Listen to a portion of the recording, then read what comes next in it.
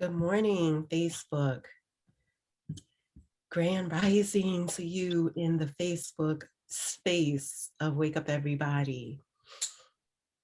I welcome you to day 335. I want you to know that we are happy that you woke up early and that you are here with us this morning for this conversation. My name is Nijah Wilson, and get comfortable. You don't need anything for this conversation, but if you would like to have your water nearby, that's good. And if you take notes, there may be something that you want to write down. So paper and pen is always good to have whenever we're in session. And outside of that, just bring yourself, bring your whole, awake, alive, revolutionary self to the conversation.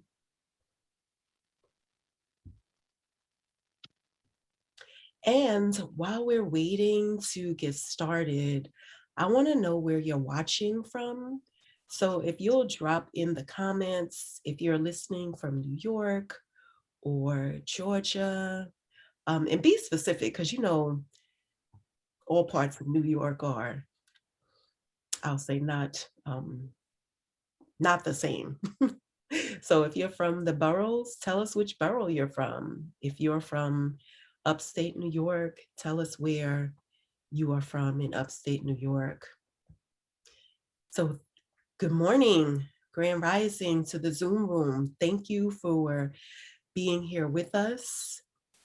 It is day 335 here in Wake Up Everybody, and I welcome you to the conversation. Come on into the room. Tell us where you're listening or watching from. I want to know. Good morning, Fatima. Good morning, Marie. Welcome. Welcome to those of you in the Zoom space. Welcome to those of you watching on Facebook Live.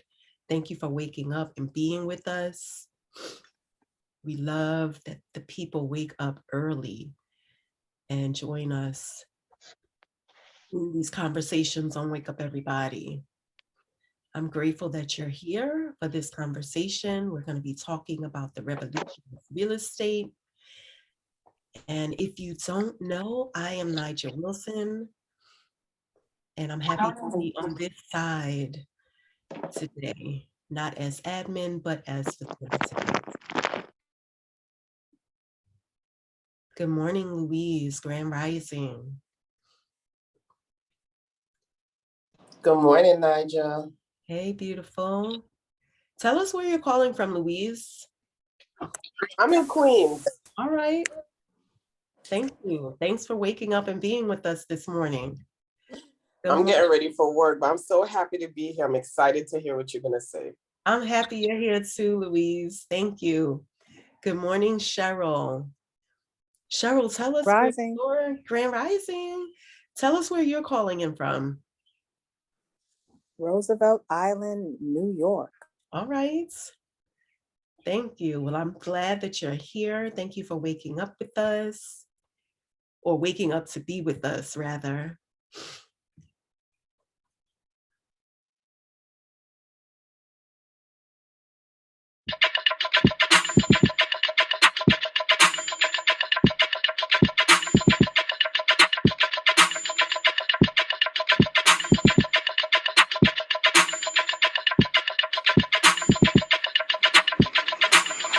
Wake up, everybody. It's time to get up. Wake up, everybody. It's time to get up. Stay woke, stay woke, stay woke. It's time to get up. Stay woke, stay woke, stay woke. It's time to get up.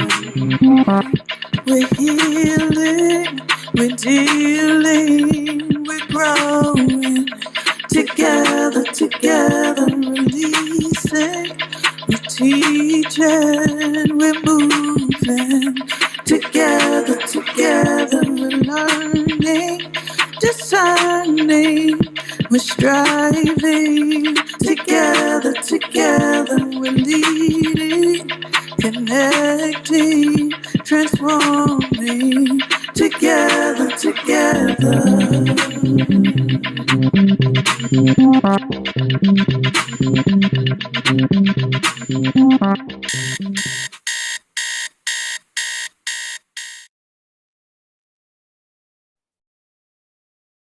So again, good morning and grand rising to those of you in the Wake Up Everybody Nation, as we call it.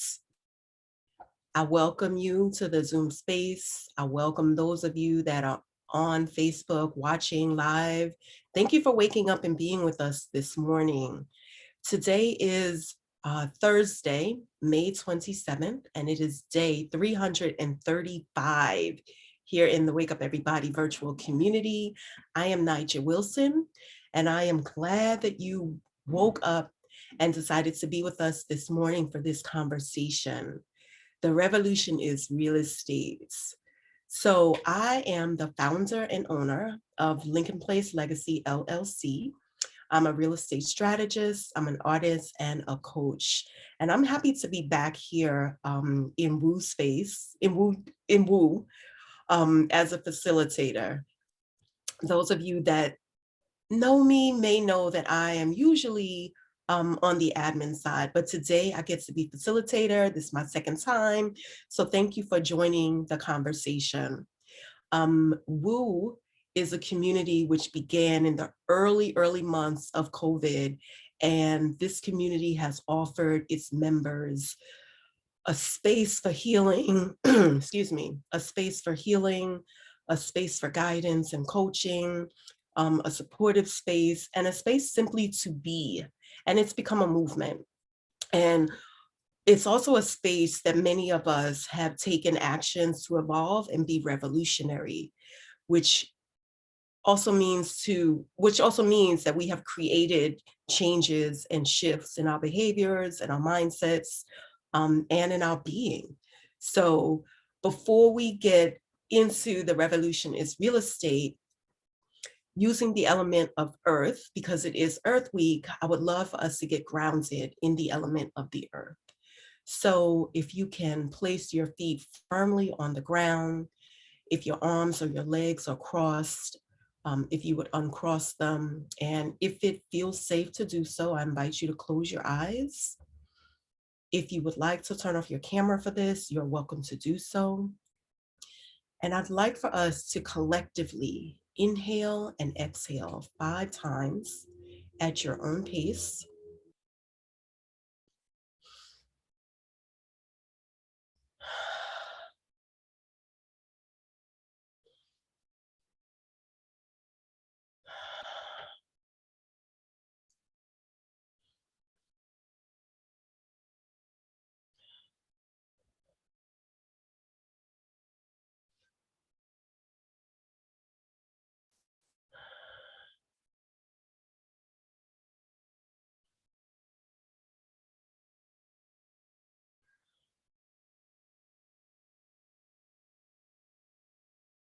Now,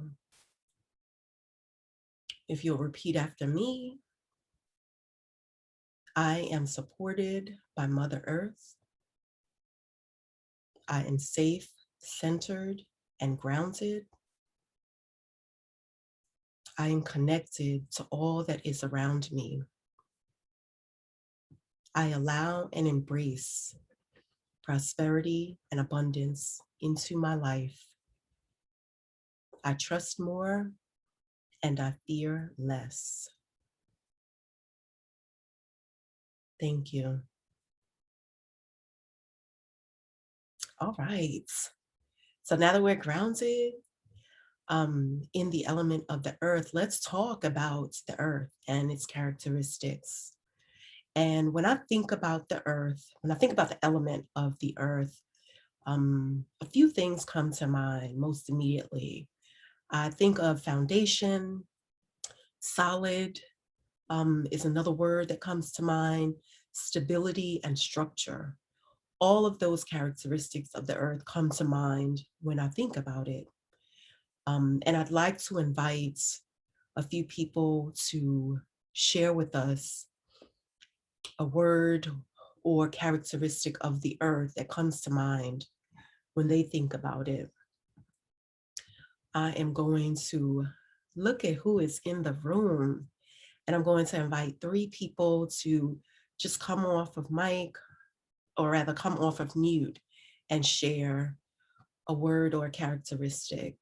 So Laura, if you're willing to share, if you could come off of mic, followed by Amelia, followed by Kiera and Louise. Yes, my word is sustainability. Beautiful, thank you. Okay. Good morning. This is Kaya. My word would just be solid. I think of the earth. I just think of, I just think of solid. Beautiful. Thank you.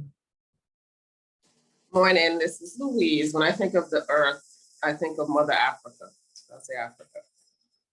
Great. Great, thank you. So everyone else, if you could place your word or your characteristic in the chat, my awesome admin team today will be watching, and they will share momentarily after you have dropped your words in.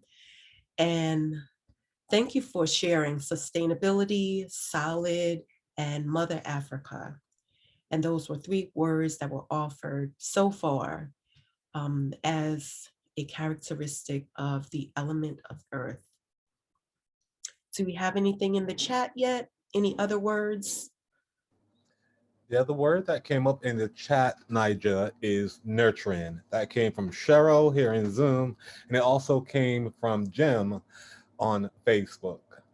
We have grounding by Cheryl also, and powerful by Ariane Watson. Great, thank you. Yes, the element of the earth is grounding.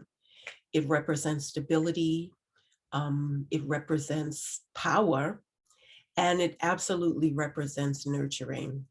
So thank you for sharing that. So before we move forward, let me tell you a little bit about myself. My professional background is in commercial and residential real estate. I have been involved in the field for over a dozen years. And that is just one of the things that I do, but it is one of the things that I do that I'm very passionate about. And I'm passionate about sharing real estate with members of our community so that we can use real estate to create revolutionary acts. We can use it to build generational wealth, and we can use it to increase abundance in our lives. So during the course of this conversation, I'm going to be saying real estate and I'm going to be saying home. And for the purposes of this conversation, they both mean the same thing. Technically though, real estate includes homes, it includes buildings that are used for commercial use.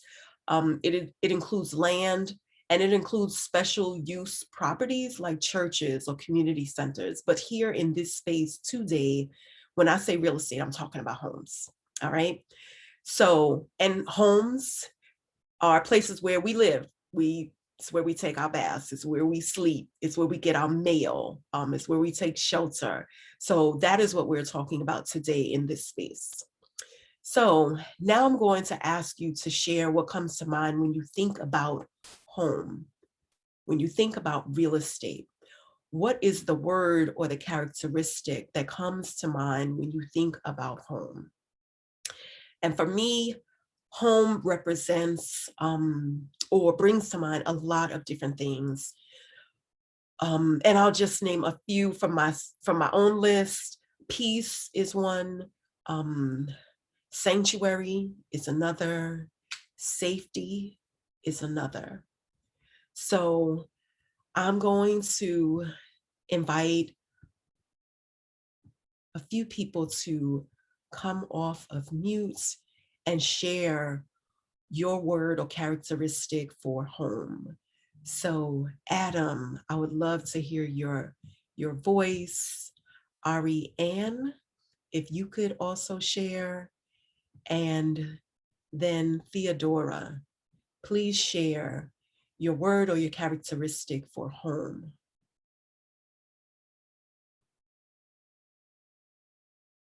So if you're willing, Adam, you can.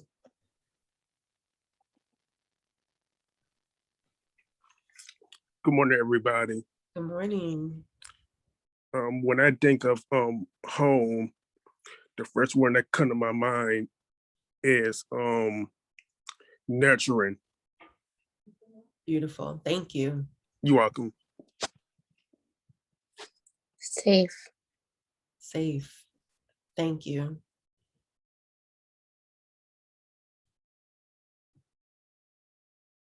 And Theodora, are you willing to unmute yourself and share with us? Yes, when I think of home, I think of safety. Thank you.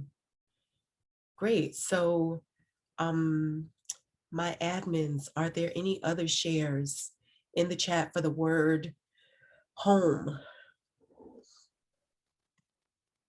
Cheryl offered peace, healing, security, rest, and restoration. I love it. I love those words. Thank you for sharing. Thank you for co-creating this conversation, because I'm facilitating it, but I want to hear y'all's voices. I want you to tell me what you think of when you think about the earth and you think about homes.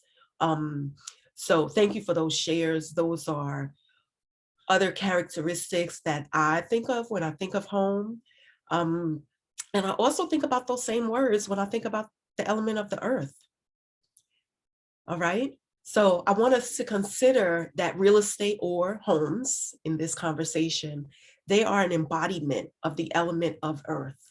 So if the earth is grounding, consider that your home is also a space of grounding and a place of grounding for you and those that live in your home. It's a place where you can center yourselves, ground yourselves, either before you go out into the world or when you return. If the earth has an element of safety and security, consider that your home is also a space of safety and security, and that it provides safety and security to those that live in your home, yourself included.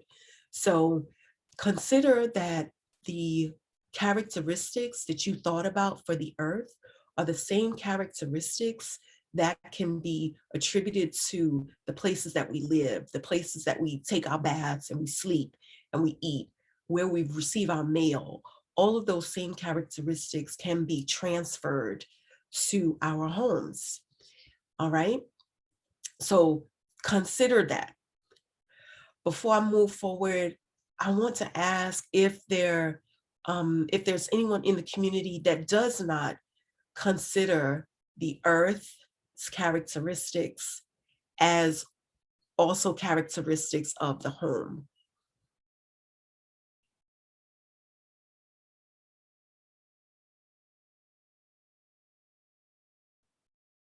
And while the answer to the question is being dropped into the chat,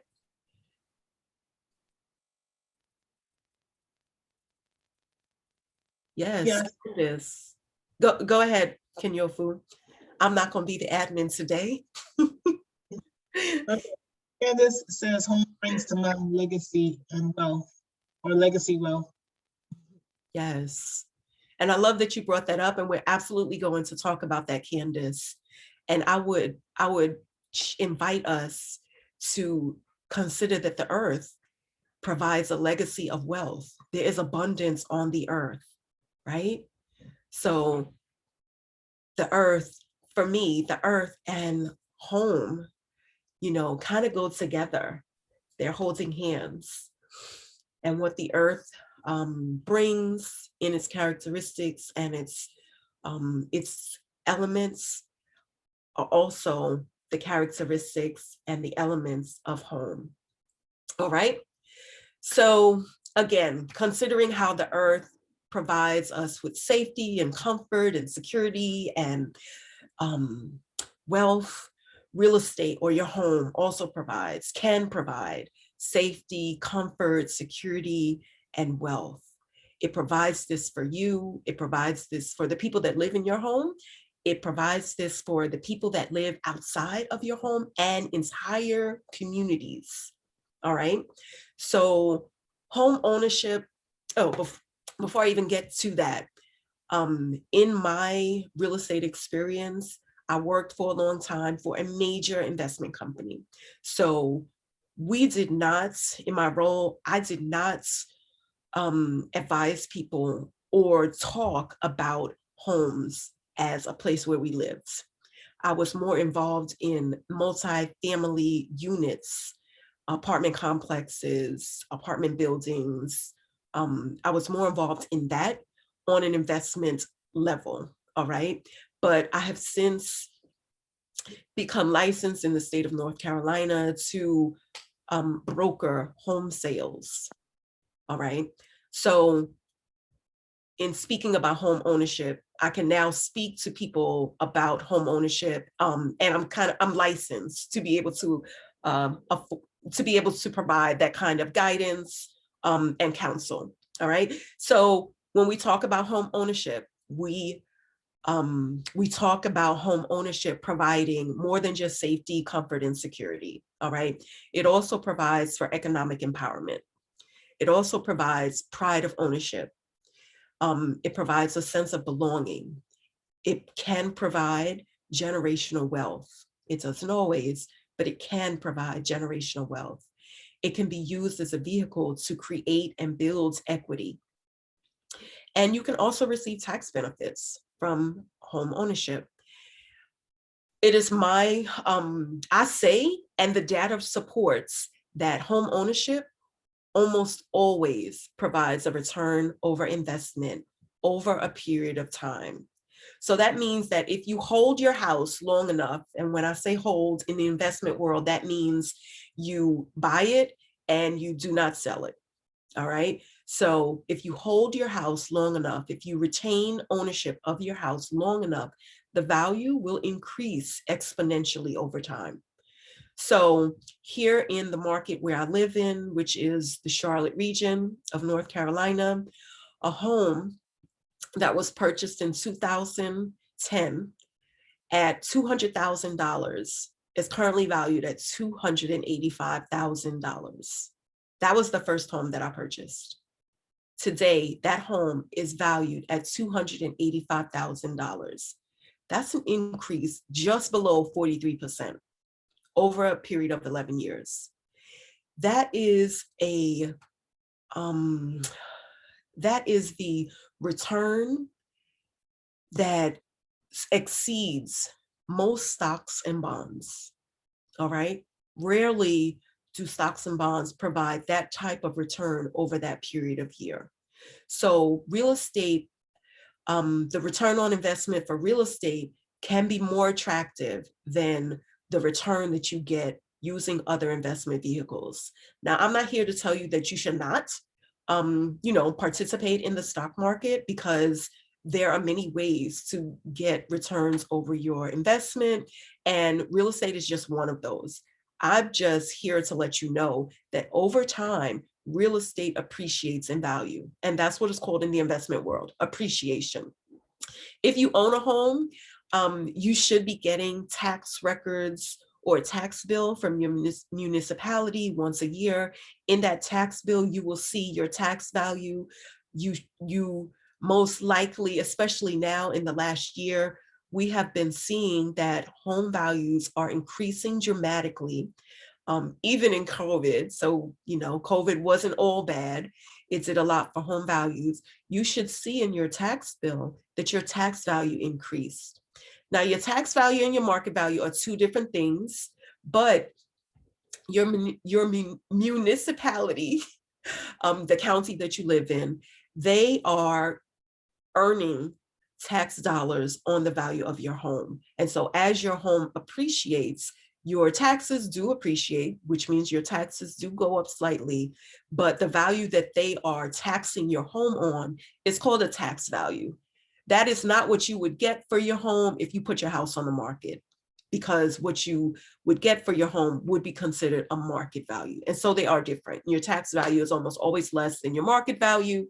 But that's just so you know that over time, the value of your home will appreciate. Very rarely does the value of a home depreciate, but it can happen.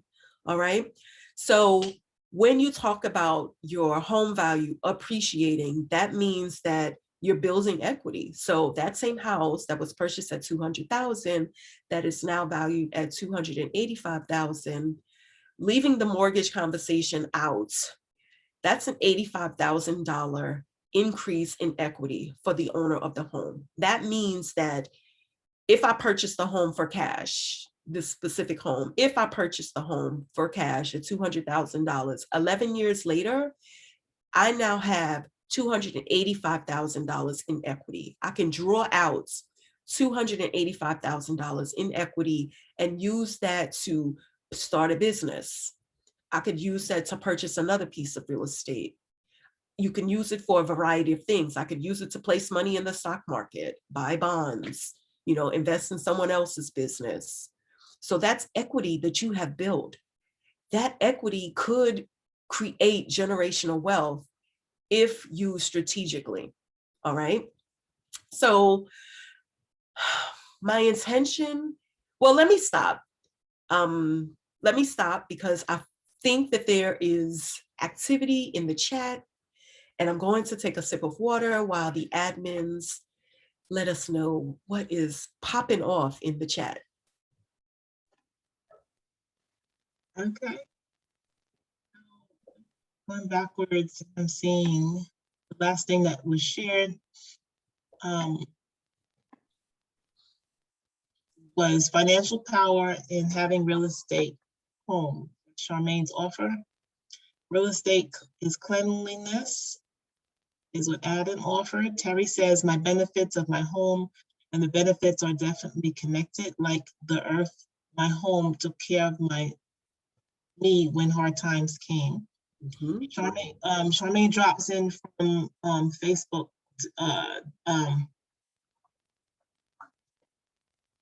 D.Y. Forrester. Okay, I know, I'm trying to remember your first name. No, I know it, but it's not there. Okay. Shifting, renovating, reconstruction, and beauty. And Stacy. Darnese, yes. Thank you, Charmaine.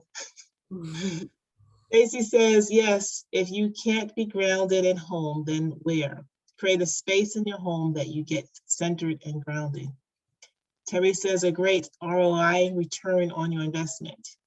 Adam says, 3 pillars of wealth, stock investing, and entrepreneurship and real estate. Terry says, thank you for the clarification in tax value versus market value. It's very important distinction to know. Yes. And I echo that. Cheryl says, a question, are the real estate benefits as you define them referring only to a home, or does it also apply to land ownership? All right, so let me answer that question and then we'll move on. The benefits for real estate apply to ownership. That means your home. That means land, if you own land. That could mean rental property. Some people own a home that they rent for rental income. So the benefits of real estate are the benefits of real estate. I know I told you at the top that in this conversation, real estate means homes, but in answer to your question, the benefits of real estate apply to all forms of real estate that you own.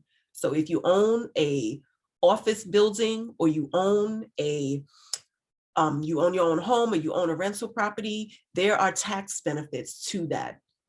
There's also appreciation in the value of those pieces of real estate, whether you live in them or not. So the benefits are the same. And thank you for your question. And thank you to,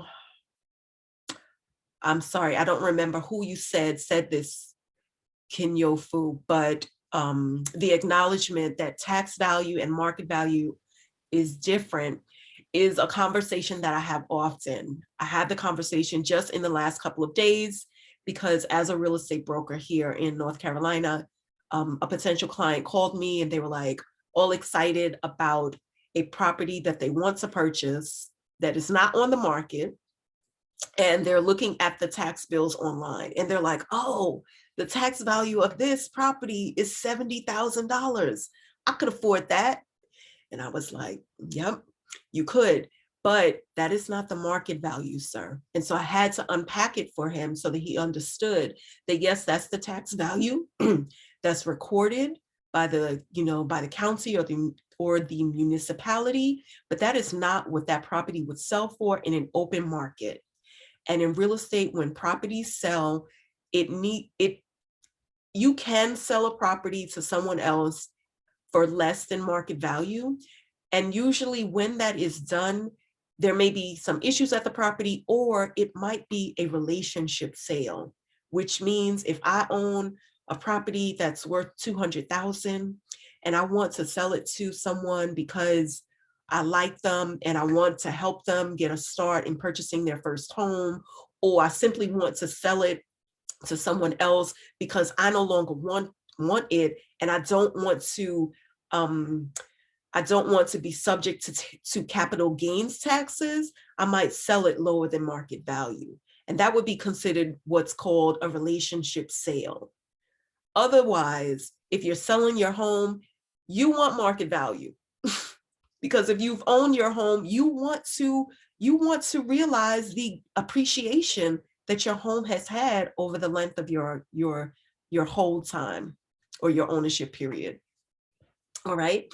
So moving forward, my intention for this conversation, The Revolution is Real Estate, is to talk about how increased home ownership in a community revolutionizes the area. It does so by creating stability in the local, state, and national economies. It's revolutionary because it creates strong and stable communities where homeowners are more likely to participate in the elections, local elections specifically. They're more likely to participate in civic activities and groups, neighborhood organizations. It creates an attachment to your home, your neighborhood, and your community. Usually when people buy into a community, they put down roots, is what it's called. You're putting down roots. And when you do that, you are creating an environment where owners develop bonds with neighbors usually. And a lot of what I'm saying could not be true, it could not be true. But usually when people put down roots, they're creating an environment where they create bonds with their neighbors, and they offer support to their neighbors when needed. So I know a lot in today's time, I've heard from people, I've heard them say, I don't talk to my neighbors, I don't know who lives next door to me. I know that it's not true in every neighborhood, but it can be true in some neighborhoods. When you own, it's, whether you own or not, it's important to develop friendships and relationships with the people close to you, because you don't know if you can offer support to your neighbor or if you will one day need support. You may slip and fall. And if you know your neighbor and you have your neighbor's number, you might be able to call your neighbor. If you have, undergone major surgery and maybe your family doesn't live in the same town as you, if you have relationships with your neighbors, you might be able to call on a neighbor to do your grocery shopping for you, or at the very least, pick up your mail and let out your dog, right? Home ownership usually creates these kinds of atmospheres and environments where people do these types of things, right? Where they're supportive to their neighbors. And it's not about being in your neighbor's business and being in your neighbor's house and looking at what they have. It's about providing support. It's about being a community. So ownership allows people to build communities. And again, you can do this whether you own or rent, but studies show, the data shows that when people own, these things happen. It's more likely for these things to happen. All right. Also, owning real estate, specifically homes in our communities, is a way to create the change that we want to see. It's one way to create a revolution. And it doesn't happen magically. It doesn't happen overnight, but it happens over time by being involved, taking a vested interest in the space where you live, in the community where your home lives. All right. Every municipality, every town, every city, all of them, they have zoning laws, they have planning meetings, and they're open to the public. And these are other ways, opportunities for homeowners and people who live in the community, who may not own, but who may be renting. It's ways for them to get involved in the community. It's a way to be involved with the citizens of the community, and a way to be involved and enact or effect change that you want to see in your community. When this is done in numbers, your impact increases. And so that is how you can affect political change in your neighborhoods. Is there a pothole on your street?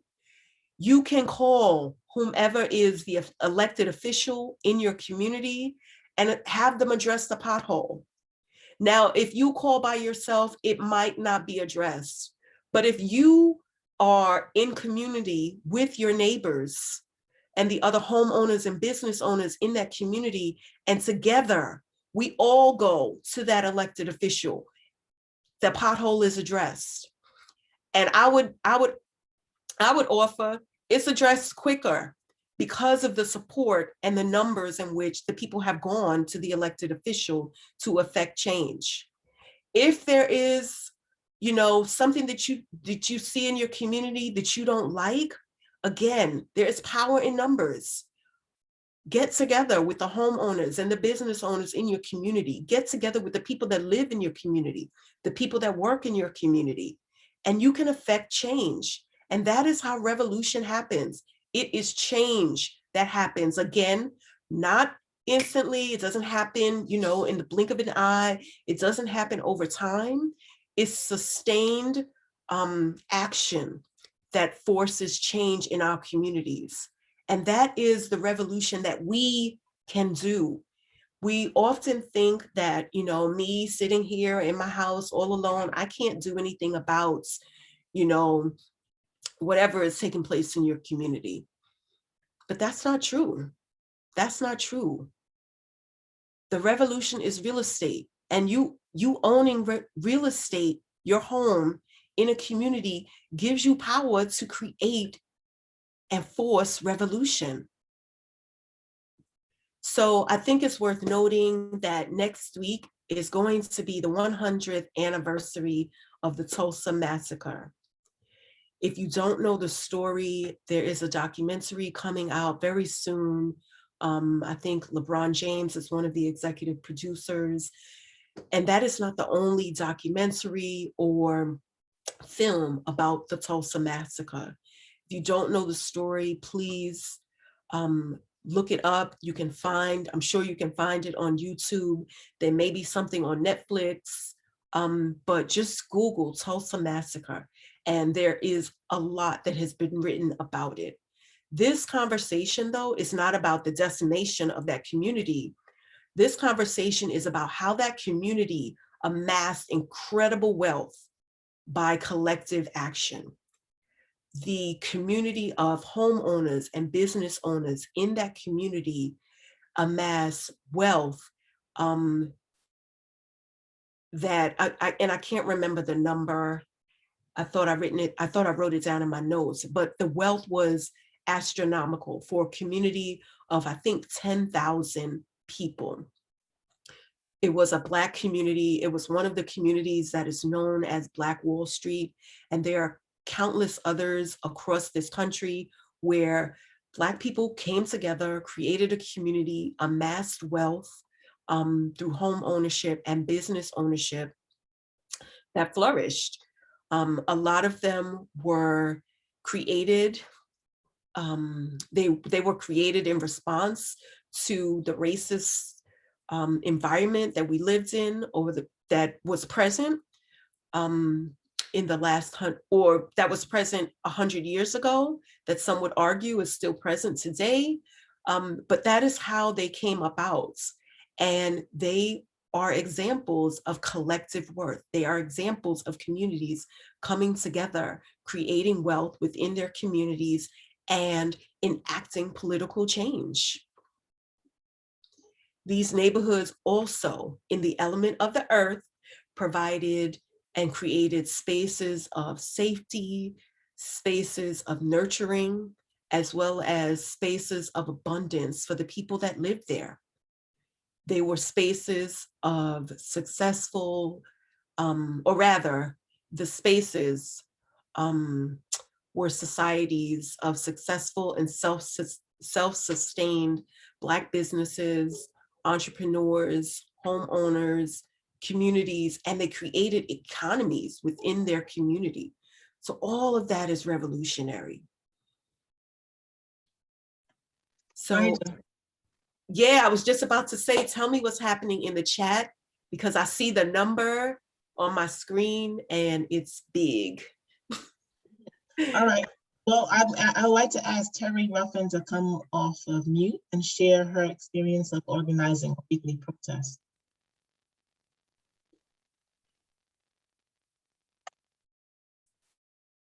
Good morning, everyone. Good morning, Terry. I definitely believe in home ownership. I definitely believe that it puts roots down. I definitely believe, as you heard me say, I tell my neighbors all the time, I said, if we take care of our home will take care of us. One incident that I mentioned in the chat was that we were trying to get a traffic signal on a very busy intersection, and we actually had a grandma who got killed, and her two children, the two grandchildren were injured, but they survived. And we actually organized. We got a petition together. We organized. We protest for almost three in the summer for like 3 months. Every Saturday, we blocked that intersection, and we got a hearing in city council. And it was odd because one of the first things that they brought up was how long we were homeowners in that area. And we were eventually able to get the traffic signal. It doesn't happen all the time right away. And sometimes you will have to try again. But I tell people timing is everything. Looking at also what's going on with your political officials. Are they up for re-election? You have to capitalize on those opportunities to get the things done. And it really does make a difference. We have a lot of strength in numbers. You can also, as an individual, get to be known. Like I'm known. When I call my police district, they're like, Terry's calling. You can get to be known by advocating for your neighbors and for you calling and establishing relationships with your sanitation department, with your police department, to let them know this is not just my house, but this is my home and this is my neighborhood. I'm right now, we're in the process of organizing because I'm telling people that we need to be concerned about our schools. Our schools impact who moves in our neighborhoods. So we definitely need to be concerned. I know a lot of the working parents don't always have the time, but we have a lot of us who are now retired, and we can organize meetings to sit down with the principal and talk to the principal about what we would like to see happening at those schools, because what happens at the schools impacts what happens in your neighborhood and impacts what happens to your real estate. And with that, I am complete. Thank you so much, Terry. You have said a mouthful, and thank you for the conversation. Thank you for taking action. This is exactly how the revolution is real estate. As a homeowner, there is so much power, so much political power that we don't recognize and that, we may not even be aware of. People may not be aware of. But when you own your home, and I like to say, I joke and I'm like, yeah, people say, oh, you're a homeowner. I'm like, I'm not a homeowner. The bank lets me live here because I haven't paid my mortgage is not fully paid yet, but I'm a homeowner. And so exactly what you said, Terry, when you see something in your neighborhood, you call your police department, you call the city office, you call the county office, and you say, I live at 123 Main Street and I own this home. And I recognize that there is an issue at the intersection of streets A and B, and that is how you exercise the political power that exists in real estate. And Terry, I love what you said. I love that you marched or protested with your neighbors at that intersection and stopped traffic because the need was there. And it's unfortunate that, you had to go through that extreme, that a family had to be traumatized with the death of a grandmother and the injury of, grandbabies in order for the city to sit up and say, okay, there's a problem here, there's a safety issue here, and we need to address it. But you did it using the power of your home ownership. So I applaud you. I hope that I hope that those in this conversation are listening and you recognize that you have a voice, you have a vote, you have power, and that you can affect change through home ownership. I want to recognize, and then just to piggyback on what you said, Terry, there are communities that affect change for non-safety issues. So they can get certain things in their community because they recognize the power of their home ownership, and they collectively come together to get things that are not, I don't want to say they're not important, but they can get things that are not, a traffic light at an intersection where there have been casualties. For them, whatever they're fighting for is important, but maybe it's not because they need a stop sign or a traffic light in an intersection because there have been fatalities, but there are other communities that levy their political power to get far less. And so if nothing else, we could take a page from that book and start doing the same thing to address the ills that we see in our community, to increase the safety in our community, to increase the beautification of our communities, to increase the services that are provided in our communities. We can do all of that through the power of home ownership. Before I turn it back over to Kenyo Foods to read some more of the comments, I saw Candace's comment come across and I wanted to talk about it. And I also want to invite Candace to talk about it. So I'm not going to talk about it. I'm going to ask Candace to unmute herself and to share what she put in the chat. And then we can talk about that in the next few minutes. So Candace, are you willing? Yes, of course. Good morning. Such a pleasure to hear you speak today. Good morning, village and family. I think it's important for us to realize that despite, if you're living in a metropolitan area where the prices of homes have skyrocketed exponentially over the last 5 to 10 years, you can feel as if you've been left behind. I think there's still opportunities and ways for us to get together as community and within our own family structures to still be able to put that 20% down and still purchase in, even though right now on the block, things are $2.5 and $3 million for a home. And that's going to, of course, leave a lot of people out. Right, 20%, $600,000 plus closing costs, et cetera. It's like really a lot of money to think about putting down to own right now. However, if you do it as a group, if you do it in community, within a family, maybe it becomes still reachable and doable, and you find a way. And other folks are finding ways. We've got to get creative and buy into our very community where only 5 years ago, nobody wanted to be here. And within that short time and span, it has gentrified completely. And, who's owning? And we don't want to be left out. So just an opportunity for us to consider, let's do it together. There's still opportunities out there. I'm complete. Thank you so much. Thank you, Candace. I love that you brought that into the conversation, and something that I wanted to also touch upon, that there are ways to purchase real estate. There are ways to achieve home ownership. You don't necessarily have to have 20% down either. All right, so let's get that out the space. There are loan products where you can put down 3%. There are I'm sorry, Blue is excited about something I said. There are loan products where you can put as little as 3% down. There are loan products where you don't have to put a penny down. There are loan products where you don't have to put a cent down. You may be able to purchase a home with 0% down. So there are ways to achieve home ownership.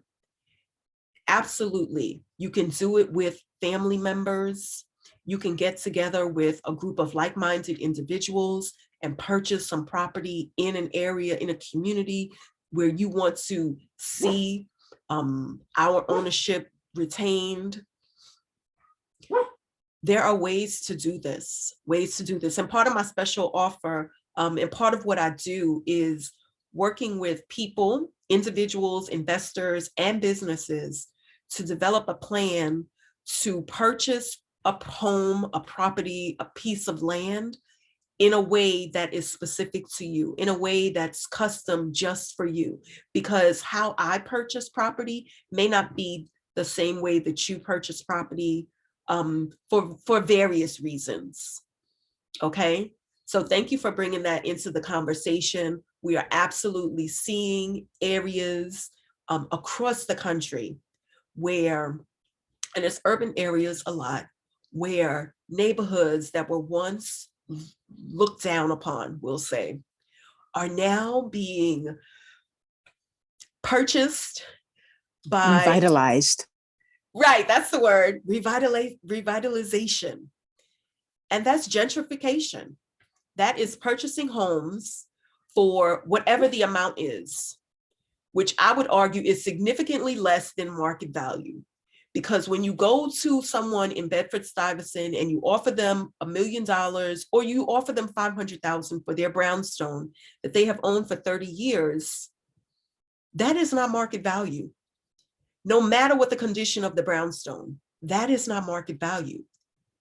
And the person selling it may not understand appreciation, may not have ever seen $500,000 at one time before, and they're enticed, and it's very attractive, and they accept the offer and they sell their home. And the person that purchased it hit the lotto. They hit the lotto because they purchased something that was worth millions of dollars for a fraction of the cost. So there are ways to purchase real estate.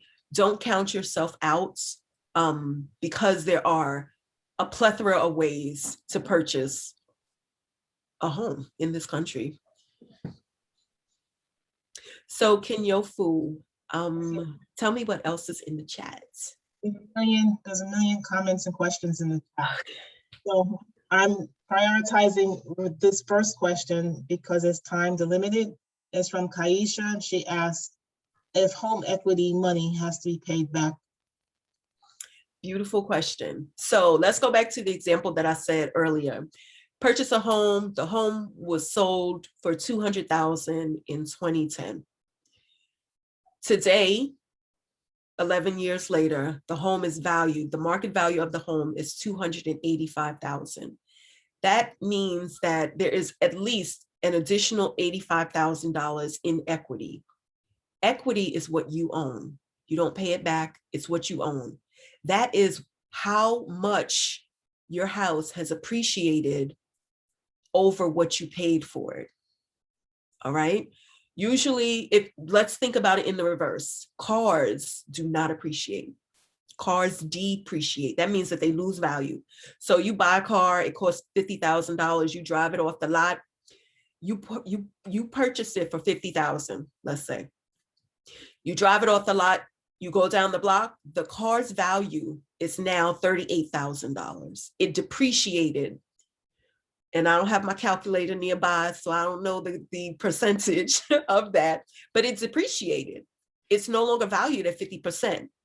Now, you may have a car loan, you may have a car note for $50,000, but your car is only valued at $38,000. It has depreciated. With appreciation, your value raises. And when your home appreciates, that means that your house is worth more. And the space in between what you purchased your home for and what your house now is valued at is called equity. So using that same house, purchase it for $200,000, it's now valued at $285,000. If you wanted to, you could pull at least $85,000 out of your home and start a business. You can pull $85,000 out of your home and you can buy another house to use as a rental property. So the equity in your home belongs to you. You don't pay it back. It belongs to you.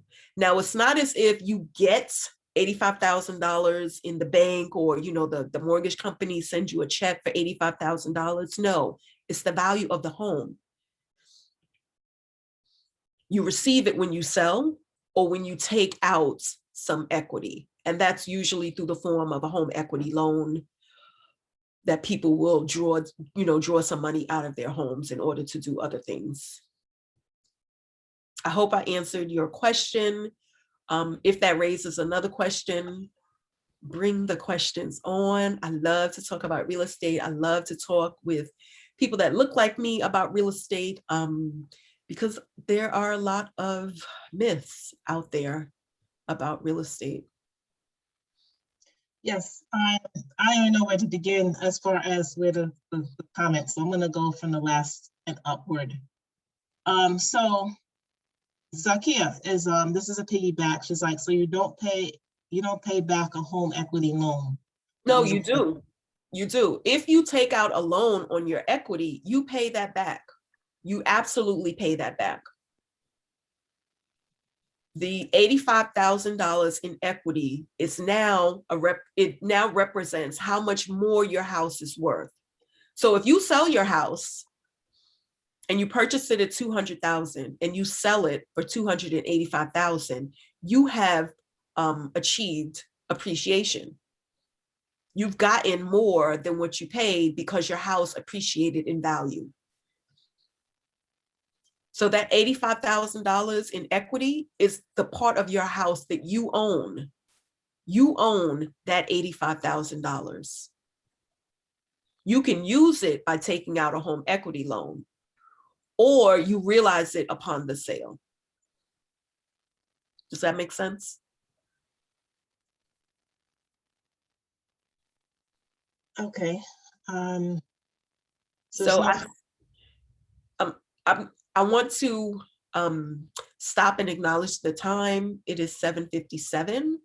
And I know that there are some in our community that need to leave to go to work and manage their youngsters' schooling or, take care of their other obligations. So I want to thank you for being in this conversation. Thank you for all your questions.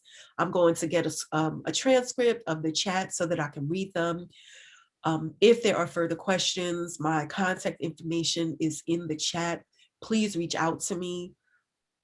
You can do so through my email address or in a message on one of my Facebook accounts, and I will get back to you.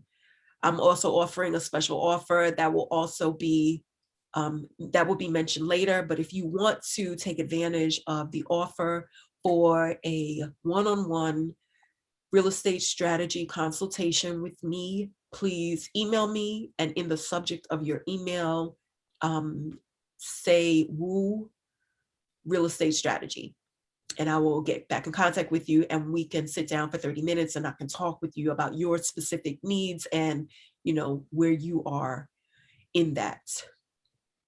And thank you for being here. Thank you for being here and sharing space with us. We appreciate you. Thank you, Nijah. So I'm sorry. I wanted to speak to two questions that I saw in the chat. One was Charmaine. Her question was, tell us about the role credit plays in buying real estate. So credits and your individual credit score does play a role in acquiring a mortgage. If you don't need a mortgage, then if you're purchasing cash, then credit plays no role at all. Credit only plays a role, your credit score plays a role when you are asking the bank or financial institution to loan you money to purchase a home. Same thing with, getting a car loan or business loan. Your credit can make or break a purchase, and it can impact the interest that the bank gives to you. So if you have, your credit score is 600, credit scores start at 5, I believe, and they go to 850. So 600 would not be considered a strong credit score. However, there are lenders that will give loans and mortgages to people with a 600 credit score. So it can impact your interest rate. It can impact who will give you a mortgage, who will back you in the purchase of a sale. It can impact whether, someone says yes or no. And then with regard to the interest rate, right now, interest rates have gone up a little bit on mortgages. They were at 2.875, which is awesome. And that speaks to how much you are paying back to be able to borrow money from the bank. So if I'm the bank and Charmaine, you come and you say, I'd like to purchase a home, and I look at your credit score and I see a 600, that to me, the way the bank looks at this is your credit is not strong. So either maybe you've not been as responsible in paying back your other lines of credit timely or in full. Maybe you don't have credit history. That happens a lot. Some people have low scores because they don't have credit history, because, they're like my dad, I'm paying cash for everything, and when you pay cash for everything, you don't build a credit history. The system does not see you as being responsible paying people back. And that's not because you haven't paid people back. It's because you haven't borrowed money and paid it back. So your credit absolutely can make or break your home purchase aspirations. It could impact the amount of interest that you would pay. Obviously, you want to pay less to borrow the money than more. So if your credit score is low, if a bank decided to give you a mortgage, your interest rate would not be the more attractive rates that are being talked about in the market now.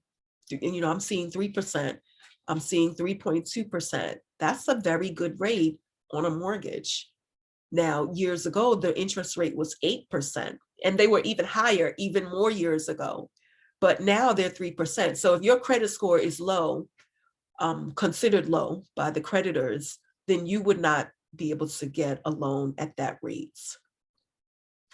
And part of the strategy session, we'll be talking about your credit score, because again, there are lenders that will give you a mortgage with a low score. But if you want to position yourself to get a mortgage from a lender that offers 3%, there are things that you can do to address the challenges that are in your credit report. Some people turn to credit repair or credit restoration services, and they are out there. Actually, I don't know if my brother's on this call, and I don't think he'd mind me saying he is, using their services. And I'm on the phone with him like, what, dude, you can do that yourself. But it's a valuable service for people who don't have the time to do it themselves, because it can be time consuming. Okay. Charmaine, did that answer your question, or did you have a follow-up question? No, you answered it. Thank you. Thank you for the question too. Thank you. You're welcome. So on Facebook, I see that Denise shared, or she asked, do all homes appreciate? And then her follow-up is just by length of time. So I would say that almost all homes appreciate. There are instances when they don't. And it could be that the area that the home is in has gone through some changes. And so all of the homes in that area have depreciated in value. But almost always your homes appreciate in value. Now, they may not appreciate by 43%, but you almost always will see some appreciation of value in your home throughout the length of your hold, or throughout the time that you've owned it. Nijah, can I read the questions and I'll just read all the questions and you could take note, and then I'll read the comments because they're piling up and I want to put it out there, and then you can prioritize or combine the answers. Okay. So if there are that many questions, we need to do another session. Yeah. Q&A maybe. All right. I definitely believe that. So okay, so is this a question? I'm going to read it. Sister says, I heard that the credit score that we have access to is different from what the banking institution use. So that's a question, but it's not quite a question formatted. And Cheryl says she's asking for you to explain reverse mortgages and who benefits from them. Lisa from Facebook, she says in Harlem and other areas of New York City, new developments offer a 25-year tax abatement. Does that mean there is no minimal tax dollars collected to support municipal services for 25 years? So property value remains low, school districts suffer, etc. Okay, you answered that. Okay, Cheryl asked, can you explain reverse, did I ask that already? Can you explain reverse mortgage and who gets the greatest benefit from it?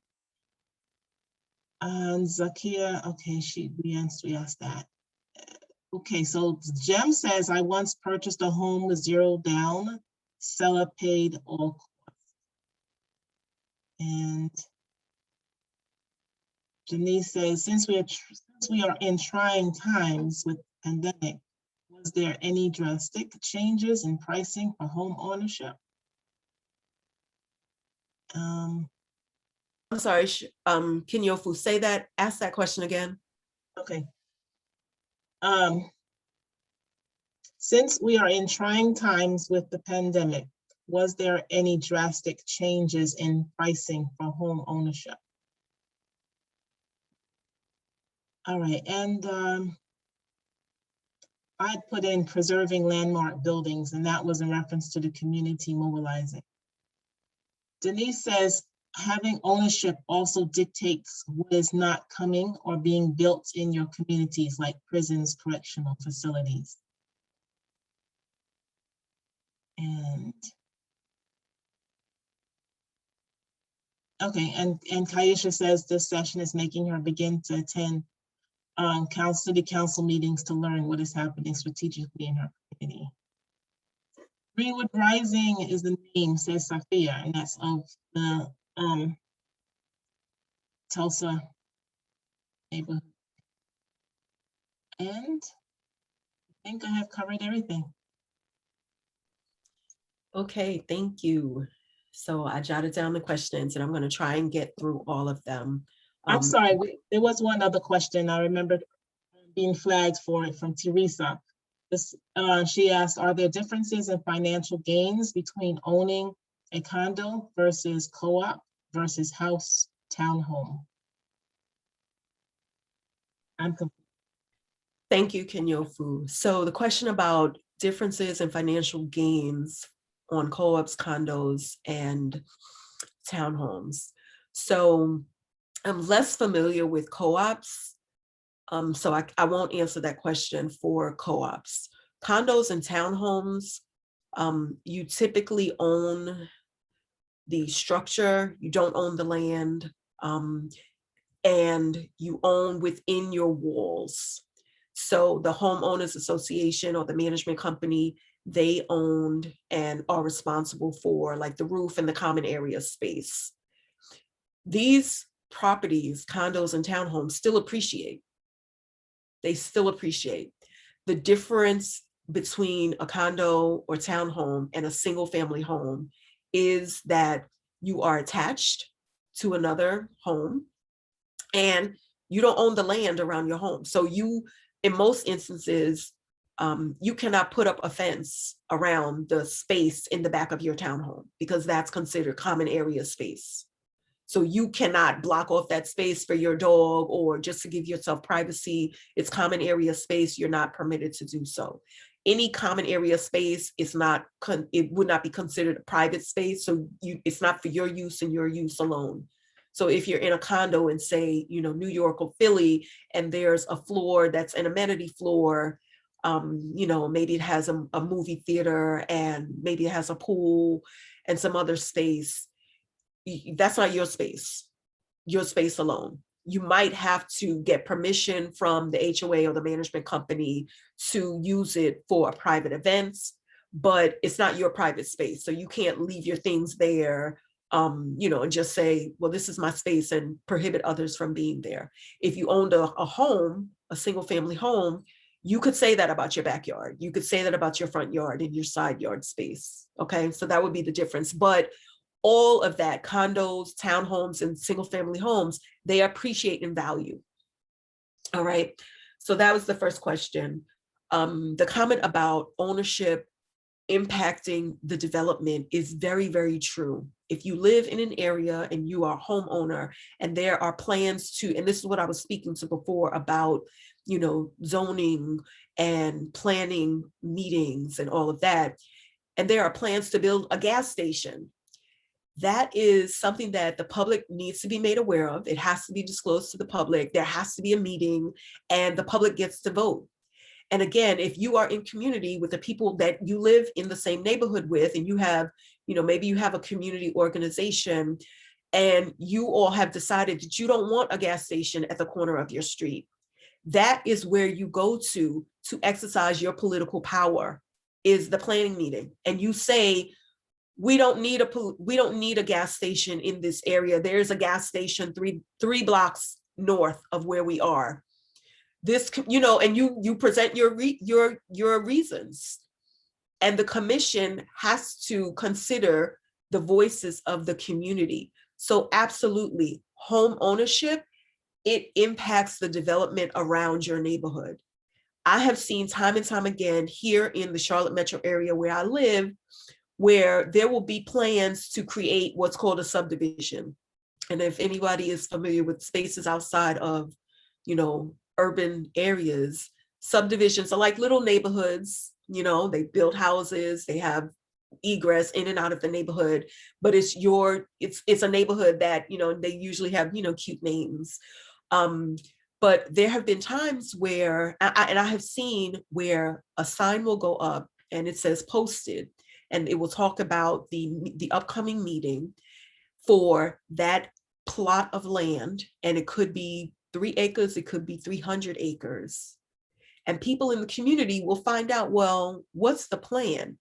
Or what are they proposing? And they will go there. I say march there. They will go to the meeting in numbers. They will go on Facebook, because all of our subdivisions have Facebook pages, and you'll find out who's selling the piano that they no longer use, but you also find out useful information because they talk, because they are vested in the community. They will say, oh, you see that plot of land down at the corner of Poplar Tent and Cox Mill? They're planning to put 300 townhomes there.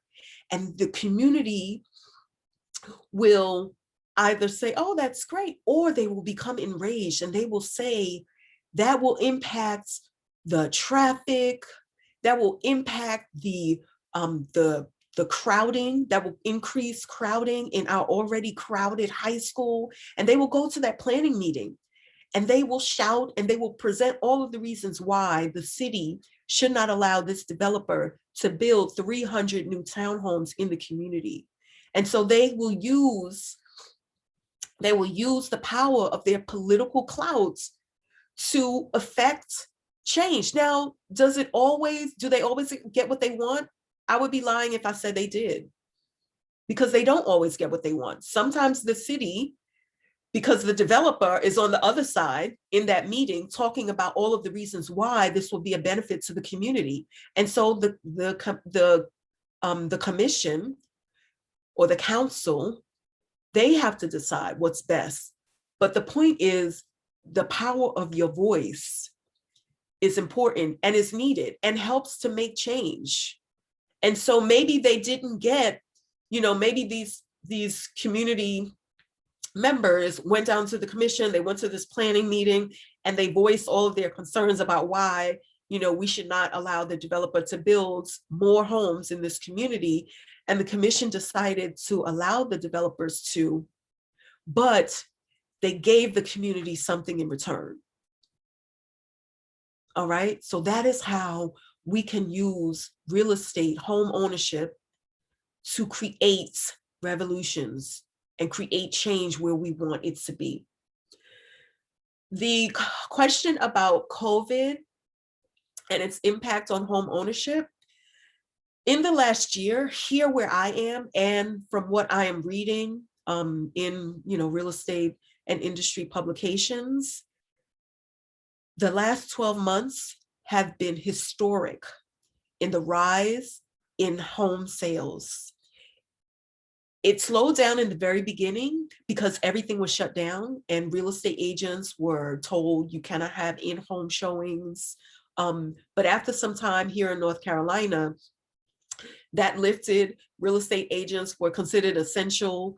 Of course, there are precautions that we have to take when we're showing homes and being in people's homes so that it's safe, but the sales have skyrocketed. And yes, Charmaine, you're absolutely right. It is a seller's market. And what that means is right now, it is favorable if you are a seller to be in this market. There are two reasons for that. When it's a seller's market, when it is more favorable for a seller to be in the market. So if you have a home and you're thinking about selling, you want to get your house prepared. You want to put your house on the market. One, because interest rates are low. And there's more than two. I said there were two, but that's not true. There are a few. One, interest rates are low, which means that it costs less to purchase a home because the bank is willing to loan you the money at a lower rate. So instead of, having to pay back 4% on every dollar that you borrow, you're now paying 3%. On the purchase of $300,000, that could be significant. On a purchase of $200,000, $800,000, that could be significant. So interest rates are low. That's number one. Number two, there is a deficit. There are so few homes on the market right now and so many buyers that when I'm showing homes or when I'm looking at homes for clients, it may go on the market today. There are already 30 people lined up to show in the first day. And by day two, the seller's agent, their broker, has said, we've gotten multiple offers. People are tripping over themselves trying to find a home, knowing that there are 30 people behind them waiting to see the house that they went into. So in this market, if you're a buyer, the days of mulling it over for a few days, coming back to see it 3 days later, driving through the neighborhood on the weekend and bringing others with you next week to see if they like it are over. And that means one or two things. If you're a buyer, you've got to adjust and be quicker in your decision, or you have to realize that this is a market that you cannot play in, and there's nothing wrong with that. It's a market you cannot play in, and you wait for there to be some more balance. All right. So in answer to your question, COVID may have slowed down home sales in the very beginning, but that lasted but a minute. And because there are so many more buyers than there are sellers, that drives the price of the home.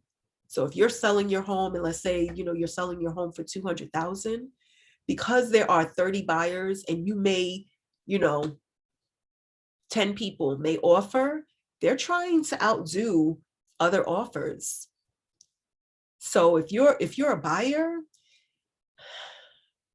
and you want to submit an offer lower than list, don't be surprised if your offer is not accepted.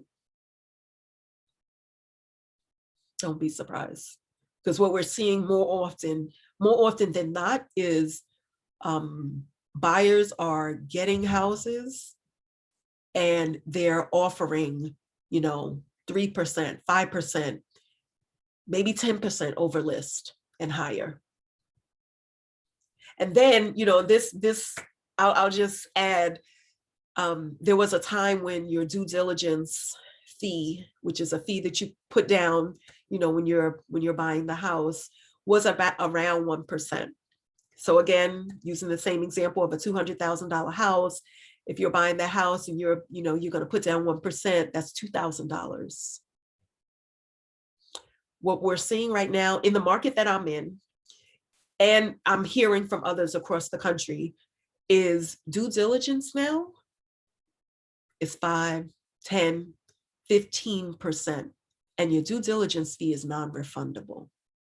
So if you're looking at a house and it's $200,000 and you really want that house and you really want your offer to stand out because you know that the seller is getting 15 other offers. Someone in my office got 74 offers on a house last week. You want your offer to really stand out, you may decide to, your strategy may be, you know what, we're going to go big on our due diligence and we're going to put down $25,000 on this house. That's $200,000. That's non-refundable, which means you don't get that back if you decide for whatever reason, you don't want to proceed with the sale. You don't get that back. So that answers the question about COVID. With tax abatements, I believe what's being talked about, or the question that was raised, applies to developers, not to individuals. So, there may be the development of a large apartment complex in an urban area, and the developer is getting a tax abatement from the state or the city or the municipality. That means that they're receiving some kind of credits towards the taxes that they would pay. That does not transfer to the owner. The owner would still be responsible for their taxes.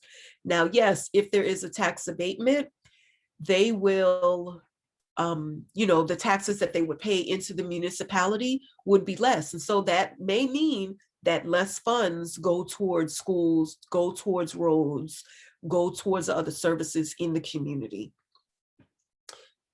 The question about credit bureaus, and I think the question was mortgages or mortgage companies that provide mortgages are looking at a different credit score than what people look at. What was that question again? I want to get it right. I don't know. This came later, so I don't think this is it, but it falls in the realm. My credit score shows different with each credit bureau because of the low interest rates. I want to refinance my mortgage. How will I know which credit score will determine my interest rate? And now I'm going to go up and see where that is. I heard that the credit score that we have access to is different from what the banking. Okay, so that is not true. The credit scores that you have access to come from the 3 major credit bureaus. TransUnion is one. I think Expedia is the other, and the third one is escaping me. That is what is reported to wherever you're getting your mortgage from. It could be a bank, it could be a credit union, it could be, some type of financial institution. What they then do with your credit score is they may have a model, and in a lot of instances, they have a model where they include other things that are important to them in their underwriting of people borrowing money for the purchase of homes, and then they will then give you a score.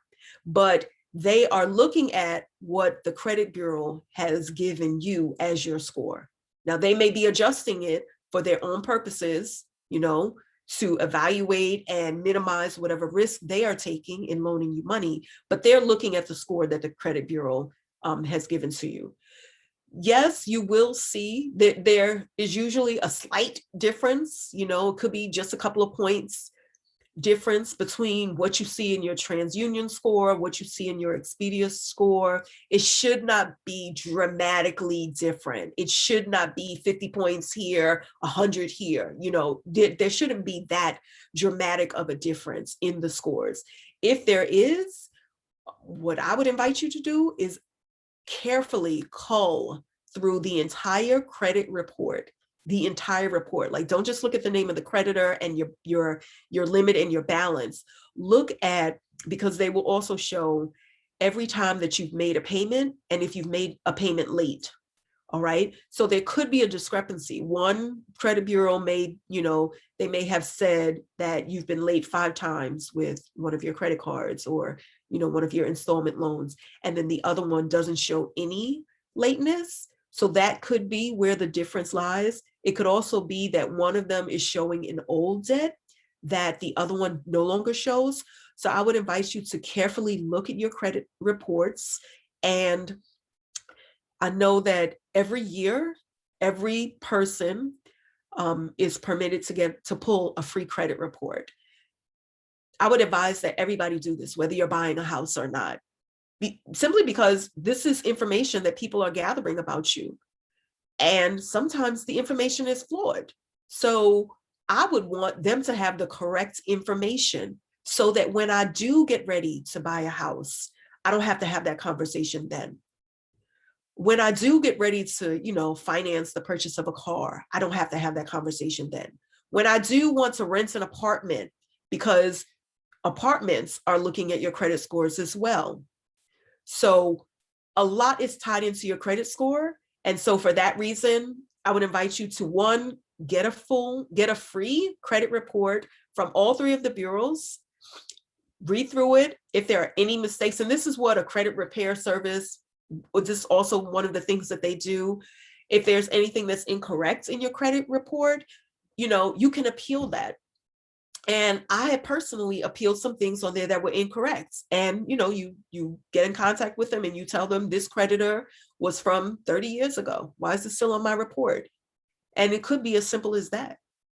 So look at your credit reports, know your score. And if your score isn't where you want it to be, there are ways to move it in the direction, that you want it to go. So, and then I think the final question that I wrote down was reverse mortgages. I don't deal a lot with reverse mortgages, but what I do know about reverse mortgages is it's a vehicle that is used by people to pull money out of their house for everyday needs. So if you've been in your house for 20, 30 years and you are moving into your golden years, perhaps you are no longer receiving a steady paycheck. Perhaps you need some help with your pension, in order to cover your basic daily and monthly expenses. A reverse mortgage could be an option for you. And essentially the finance company that is offering you a reverse mortgage they are giving you the equity in your home. So if your home is $200,000 and your home is paid for, because I believe that for a reverse mortgage to work, in order for you to get a reverse mortgage, is your home has to be paid for. They would start to give you a monthly allowance, I'll say, from your equity. So while you are living there, you are drawing down the equity. You are giving up, not even giving up, you are taking the equity in your home. It's my understanding that when you transition, the home becomes the property of the finance company. And there may be an option for, you know, your heirs, your dependents to buy back the home or the equity that they have given to the deceased person. There may be an opportunity for that, but they would own the home. So if you are using home ownership as a way to create generational wealth, a reverse mortgage probably is not going to be something you're going to look into or do.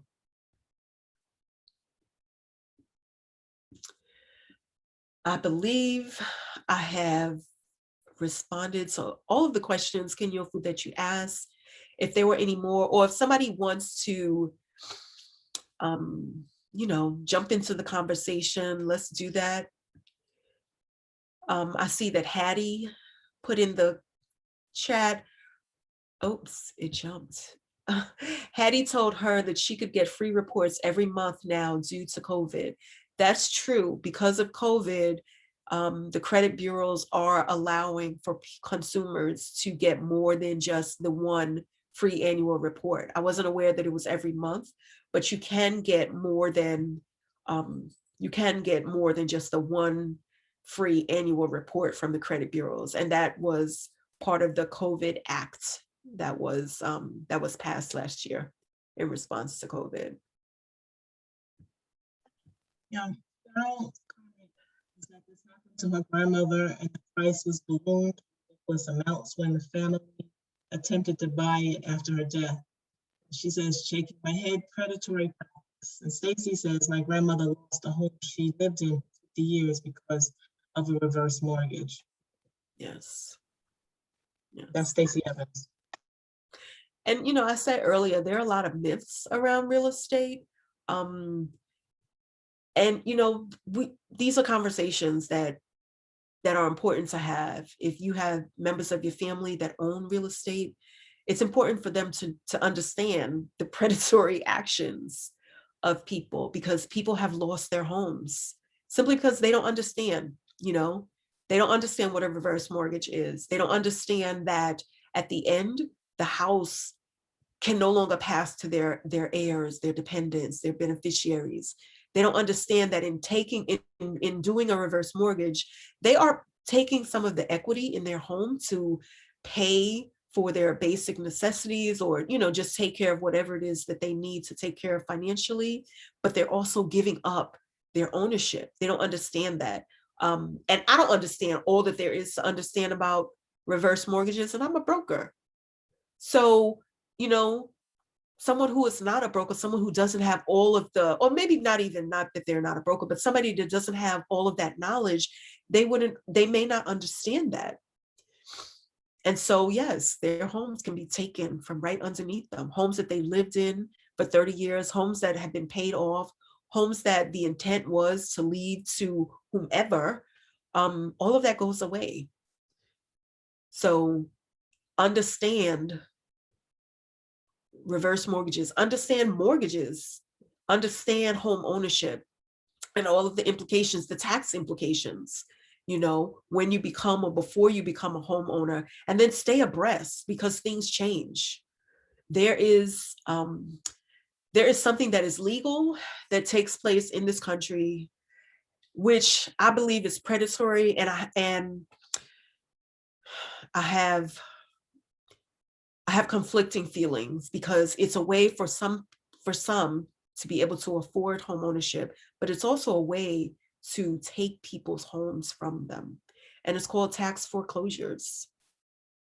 And so if you have a home, let's say I have a home, let's say my parents have a home they've lived in for 20 or 30 years. The home is, you know, valued at $300,000, and it's paid off and has been paid off for, you know, however many years.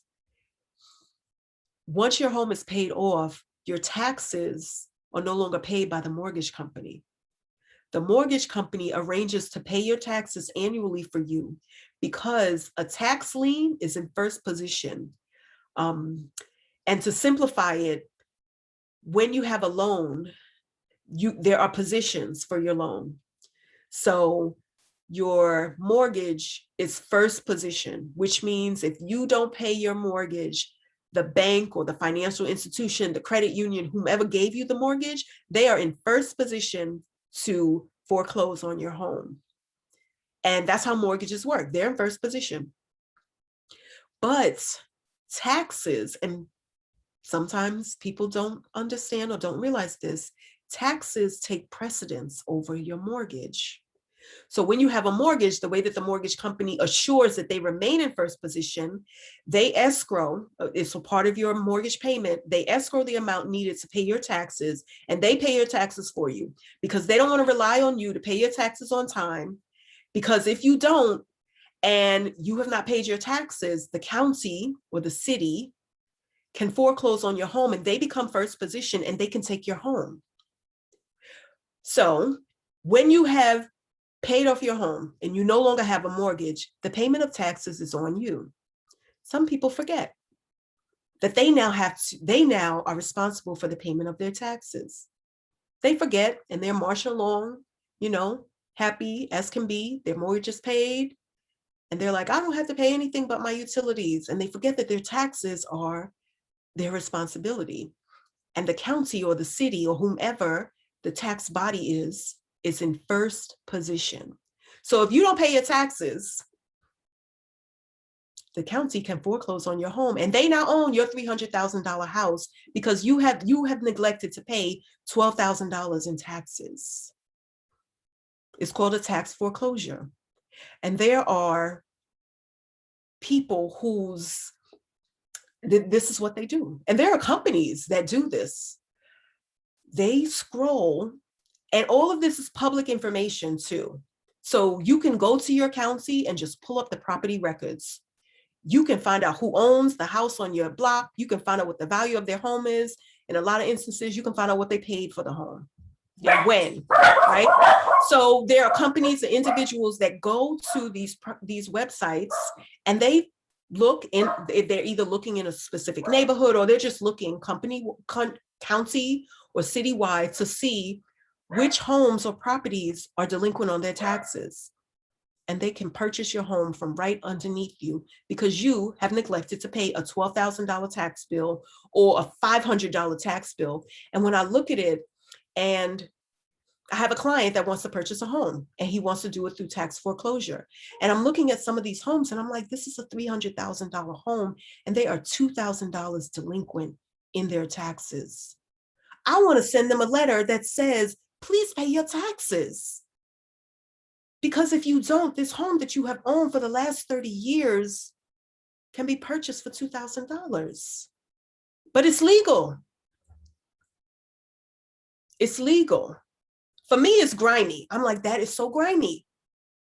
And I want to represent the people that haven't paid their taxes, not the people that want to buy it for $2,000. So it's important to be informed. It's important to know. And if, someone in your family, have these conversations, have these conversations. Have conversations about buying property in neighborhoods that you grew up in, neighborhoods that you want to live in, neighborhoods where you see change happening. Have the conversations about leveraging the equity that you have in your home to purchase another home. And have those conversations with aunties and moms and, those members of our community who are seasoned, who may own their homes and who may not be aware of the predatory nature, the predatory practices of, those that might knock on your door, send you a note in the mail about, a reverse mortgage or other, there are so many ways that people are taken, their property is taken that would blow your mind. So it is 8:38. We have gone over. I'm sorry that we have gone over our 8:30 time, but I'm not sorry because I feel like this conversation was necessary. And there are ways to be involved in the revolution through real estate that I want us to be aware of. I am available for questions after this session, should you have them. My contact information is going to come up shortly. It's been dropped in the chat. You can reach me through Facebook. You can reach me through email. I am a practicing real estate broker and realtor in the state of North Carolina, but I have a network that is global. So if you want to purchase or sell something in a Caribbean island, reach out to me. I can help you find a broker that will help you, that will represent you and only you and your best interest. If you have a question about real estate, I can answer your question generally. I might be able to give you even more specifics if you're in the state of North Carolina, but on a whole, holistically, I can help you to create a strategy to purchase your first home. Whether I, help you in the sale or purchase of that or not, I can help you to create a strategy. And that may be looking at your credit score and getting it positioned so that a creditor will look at you and say, yes, we want to extend credit to you to purchase a home, and we want to give you the best interest rate possible. Your strategy could be, hey, I have a home that I inherited. What do I do with it?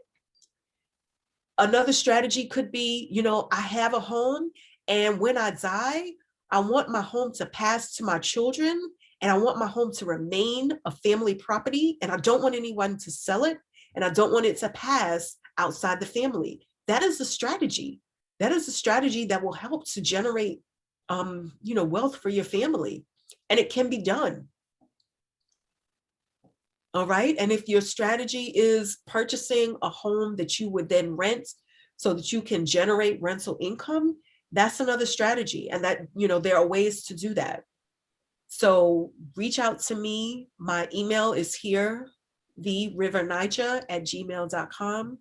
And if you'll put in the subject, WOO, real estate or RE strategy session, I will be sure to get back to you, and we can set up a time so that we can talk for 30 minutes and I can help you to think about or create a strategy.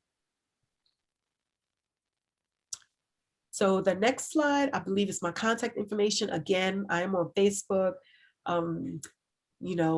My real estate Facebook is on here as well. And you'll see, some tips for getting your home ready, tips for getting yourself ready to purchase, and then tips for homeowners to continue to maintain the value of your home.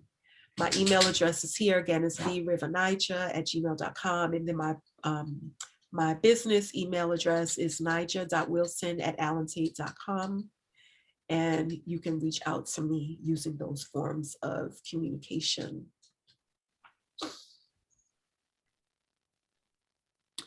Coming up next on Sunday, which will be another 90-minute session, May 30th, we are going to be led by Terry White in a conversation about feelings. What does that have to do with what's happening now?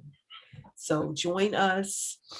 Set your timers so that you can get up on Sunday morning so that we can be with Terry White as she unpacks this conversation about feelings and what it has to do with what is happening now. I will be here. I hope that you will be here too. And I hope that you will invite others to join us so that our community can grow and we can all expand and be revolutionary in our actions and our beingness. Okay, thank you, Nijah. Sorry for my trigger finger here. So this is the time when we get to welcome new members. I'm not sure if anyone is new in this space. If you are, please drop your name in the chat so we can identify you and say hey. So I'm gonna say that right now. I'm saying that now, even if you don't put anything in the chat. We welcome you. We are here in Zoom 5 days a week, Sunday, Tuesday, and Thursday from 7 to 8:30, and Monday and Wednesday from 7 to 7:30. So mark your calendars if you are not aware of the schedule. And we're also streaming live on those days. So you can catch us on Facebook if you're unable to come into the Zoom space, and you can also catch the replays if you missed the time frame. We have Wool Swag, so you can be out in the community at work, at school, wherever you are in the world, and be wearing your Woo swag and draw attention and be the cause for new members to join. So you get your t-shirts, your sweatshirts, your cup, and your mask. Go to bit.ly/Woo swag. That's where you go. We ask you to stay in touch. So registering, you all know if you've been here, if you've been around the block a couple of times, you know that you need to register weekly in order to get the Zoom link as well as the email stating who's coming up. So you do that by going to bit.ly/wake up movement. And we have a Facebook community at bit.ly/Woo community. You will be taken to a page that will ask you a few questions, and then you will be approved and be in the space of Facebook to catch the replays and other conversations. We have an Instagram page and a YouTube page and our email address. You can screenshot this so you can have all the information you need. The email address is info.wakeupseries@gmail.com. And from the volunteer interest team committee, we are inviting you to consider being a volunteer in Wake Up Everybody and support the process. Everything that you see here is done by a volunteer. It's done by somebody that sat in a seat that you're in right now. So if you have benefited in any way from Wake Up Everybody, you can lend your time and talent to the process. And there's so many areas that you can that we could benefit your talent from. There's a special need for a Zoom admin. That's what I do. That's what Charmaine does. That's what John Carl does. That's what Nijah does. There's a special need for the slides team. That's the slides that you see right here. Somebody created it. And for every facilitator, there's new slides to be made. And there's a special need for onboarding. For every facilitator that you see, they have a very special conversation with a very special team. And that team needs you. So do check in and to give Nijah a love shower. I'm asking everybody to unmute. Thank you, Nijah. You have so much information that you shared. Thank you, thank you, thank you. Wonderful conversation. This was just a powerful conversation. Absolutely revolutionary. Thank you for it. Thank you so much. Thank you for it so much. Really blessed A by wonderful it. day, everyone. Part 2 and 3. Real estate is the revolution. Got Yes. it, heard, received, Great work, download. Nijah. Excellent work, really. Thank Um, you. Great Thank you, atmosphere. sister. Love y'all. Beautiful help. Knowledge is power. Nijah, Knowledge is power. Thank you, Nijah. Thank you, Nijah. that I Knowledge is do not have power. access to, and I feel very privileged to be in this circle and get this information. I've been locked out of this information for a while. So you've been very sharing and very giving. I feel part of the possibility of being a homeowner, and that's something that I've always wanted. So I'm very touched and grateful. Thank you. Before we go anywhere, I have to come in and say my apologies. My trigger finger went past the love offering. So the love offering code, the love offering code. Lots to talk about, but not right now. 335 NW. 335. Happy birthday. Happy birthday. Happy birthday. Awesome. Awesome. Gotcha. Okay, so the main thing, I'm going to send you an email with a link to my